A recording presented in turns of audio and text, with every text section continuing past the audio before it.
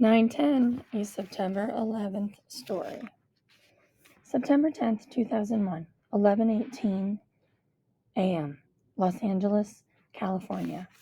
Of course, it was so silly and just a big misunderstanding. Amy knew her parents weren't getting divorced. They had been bickering a lot lately, but wasn't that just the stress over moving, selling the house, and trying to find something in Los Angeles they could afford? Sure, sometimes they argued over how much time Amy's mother was working, who didn't do the dishes, who left the milk out at night. But that would settle down. Lunch period was long past. It was almost 11:30, and now Amy was hungry. But she had to find her next class. The inside of the school looked like a maze of stucco walls, each wall exactly like the one she had just come down, or turned around in, and walked back the other way. The bell rang and all the doors were closed by the time she found the room number that was marked on her slip of paper. Her mother had been wrong about one thing. Missing school orientation was not a minor thing. "Oh, sweetie, we can't fly to L.A. for the start of school and back for your cousin's bat mitzvah and back again a week later. It's not a big deal to start late. They don't do anything the first few days of school anyway. Right, Steve?" She looked at Amy's dad for confirmation, but he didn't give it. "It's hard enough starting a new school," her father said. "Missing the first few days won't help." "Well, you're not helping," her mother said, and maybe her voice was getting a little loud. "What do you want us to do? Fly back and forth? And who's going to pay for it? The flights alone would cost." Amy shook the memory out of her head and tried to concentrate on algebra. She was supposed to be taking a test for her math placement, a test everyone else had taken last week. What did she care what two little girls she didn't even know thought about her, or her family? What could they know? Amy looked down at her test and then up at the rest of the kids sitting at their desks. There were some things that were the same as her old school. The desks, for instance. The desks were the same plasticky wood with the metal frame and the chair attached, and the whiteboard in front of the room, and the teacher. The teacher kind of looked like Mrs. Franklin from fourth grade. That was the year Amy's mom started working. "I'm terrified," she confided in her daughter. Amy's mom had been trying on outfits for her interview, and so far, 7 dresses, 10 shirts, and 3 pairs of pants landed on the floor. Various shoes, stockings, and socks were scattered in between. "You'll be great, Mom." Amy lay on her mother's big bed while her mother stood in front of the full-length mirror, this time in black slacks and a gray top. She held a pair of gold earrings up to the sides of her head. "What do you think?" Amy shook her head. "Not those," she said. "No?" Her mother put the earrings down on the dresser and picked up another pair. "Let me." Amy bounced off the bed.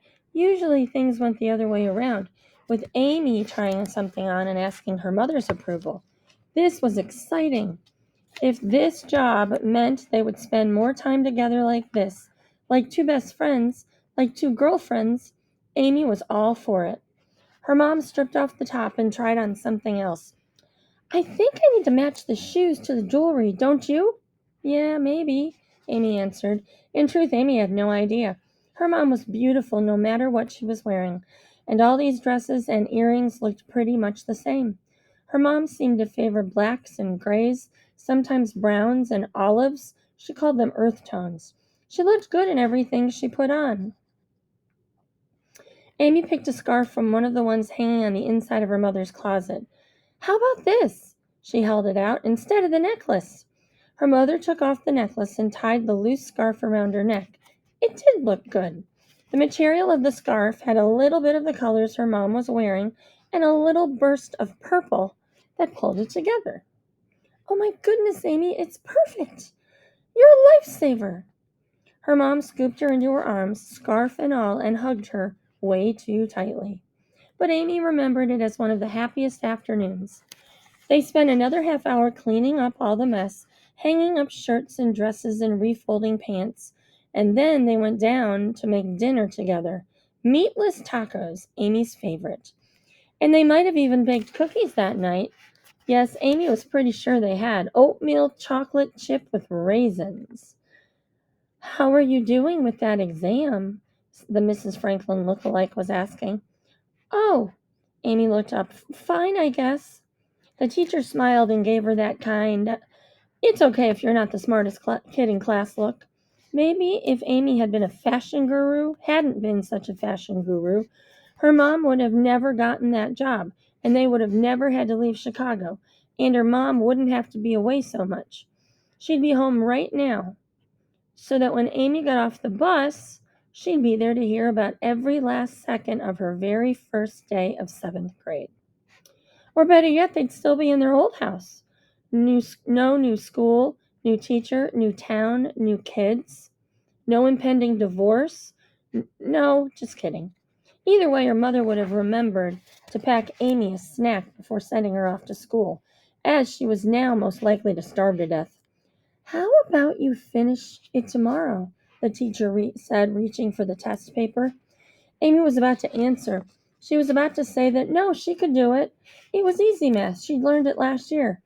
But her stomach spoke again, with a loud, grumbling roar, and there was still a whole afternoon left at school. September 10th, 2001, 12:10 p.m., Brooklyn, New York. What are you talking about? I swiped my card, Sergio said. He twisted his body and tried to yank himself out of the officer's grip, which loosened but didn't let go. There was a rage lingering on the surface that rippled like a wave awakened into motion. I watched you jump the turnstile, son. Son, I am not your son. Let go of me. The man let go, as if daring Sergio to run. But Sergio knew better to run. You didn't run. You had to give a cop your name. You had to cooperate. You had to give in. Give up. Answer to those who served and protected a world that never served or protected you. They were allowed to stop you for no reason.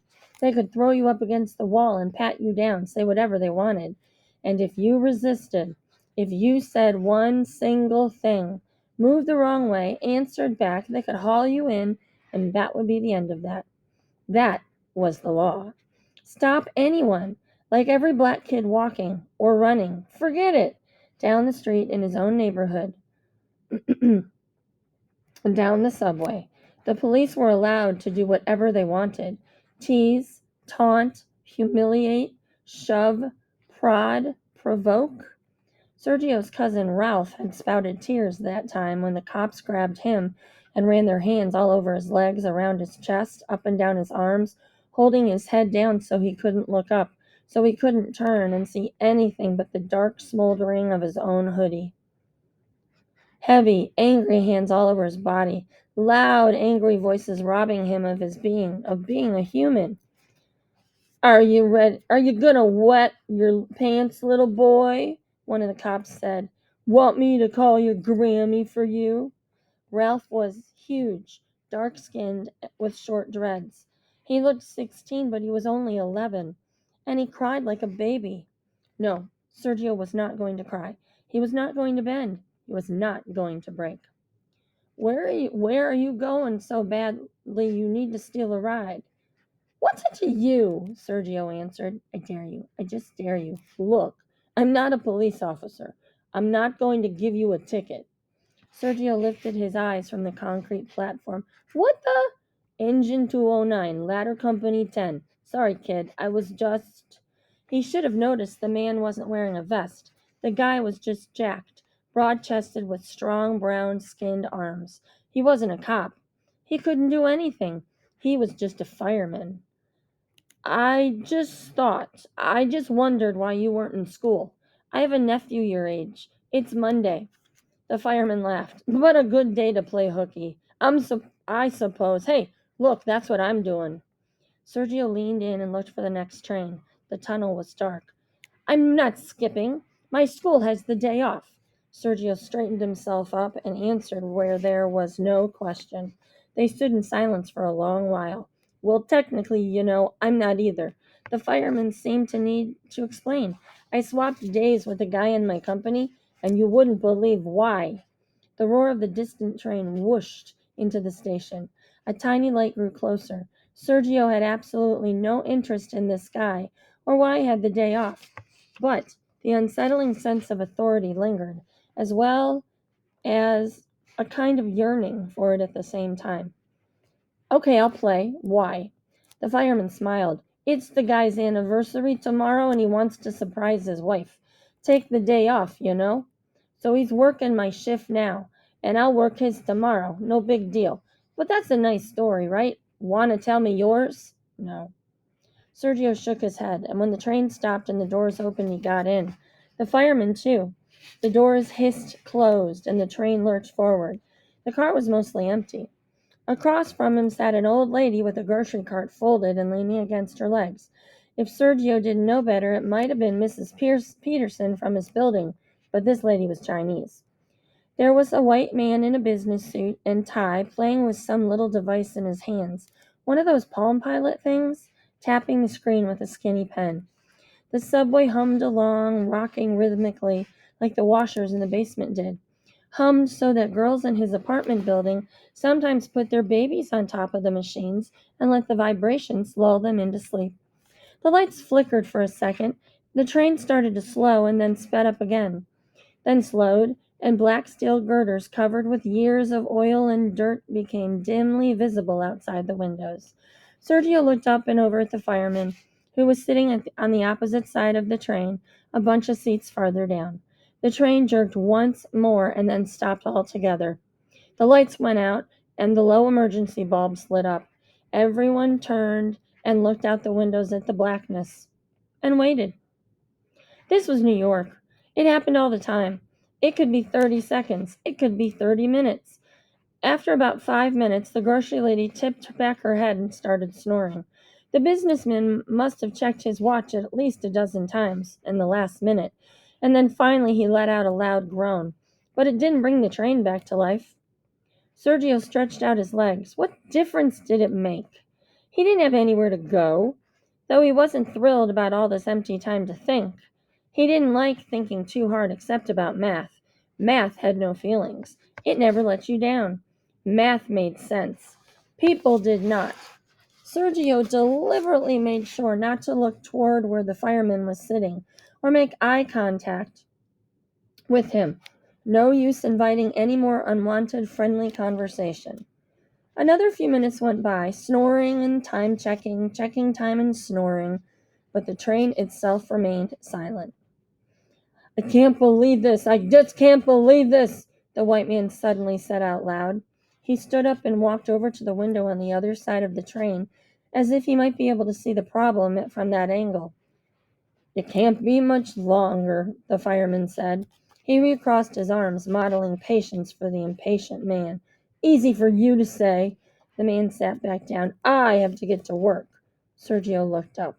What's that supposed to mean? They were all stuck on the train. Why did this guy think he was the only one with someplace to go? Because he was white? Another minute passed, and the man jumped up again. I can't take it! He headed for the door that led from one car into the next. He pulled on the handle, but it didn't open. The fireman stood. Sir, that's not a good idea. If the train suddenly starts moving, it's dangerous. You should probably stay seated. And who the hell are you? The man shot back. The tone of his voice was like a bolt of electricity in Sergio's body, unpleasant, familiar. Without being aware of it, Sergio tightened his hands into fists. What had his grandmother taught him? Stay out of fights. Stay away from men who fight. When you see a fight, turn. Walk the other way. There was nowhere to go, though. Nothing to do but sit and watch. Still his body. Stay alert. I work for the city of New York. Now will you kindly take your seat, sir? The fireman answered. The man yanked at the handle again. The city of New York. Yeah, well, that explains a lot. He pulled harder, and suddenly the train lit up. Bells were dinging, and the wheels screeched into motion, pitching the man forward. He hit his head hard on the door and slumped to the ground. Only then did the grocery woman wake up. Oh, my God, that man is bleeding, she screamed. And that is all for now.